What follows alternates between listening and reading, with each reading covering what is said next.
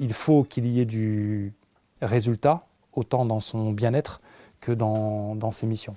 Et le tout est lié. L'enjeu de productivité est un enjeu pour tout employeur et concerne tous les agents.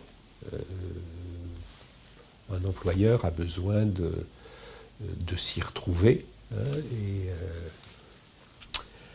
et a besoin d'équilibrer économiquement l'intérêt du contrat de travail qu'il a avec un salarié. Alors, ça pose aujourd'hui un véritable problème, hein.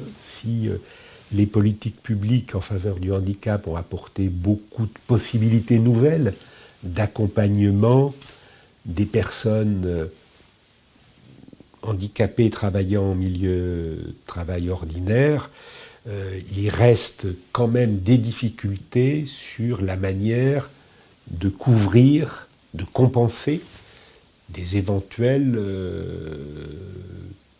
pertes de productivité liées à la situation de handicap. Alors, je rentre un peu dans la technique, mais aujourd'hui, il existe pour les employeurs du secteur privé des possibilités de se voir offrir une compensation économique, hein, par la GFIP de cette perte de productivité qui doit d'abord être constatée, mesurée par les agents de la GFIP, puis donner lieu à une compensation économique de deux niveaux, un tiers ou deux tiers du SMIC. Hein, donc on peut considérer que dans le secteur privé, il y a une prise en compte relativement adaptée de cette contrainte, hein, qui s'impose à tout employeur de personnes en situation de handicap. Dans certains cas, on assiste à une diminution de la productivité qu'il faut, d'une manière ou d'une autre, savoir compenser.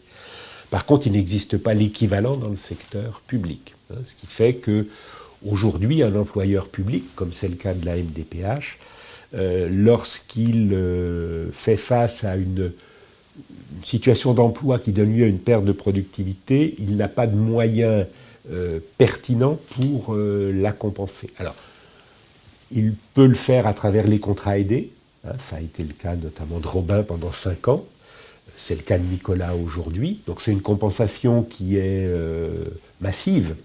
Par contre, au bout de 5 ans, elle s'arrête, hein, et on passe à un fonds de financement de droit commun qui pose quand même un problème, un questionnement en termes d'équilibre économique.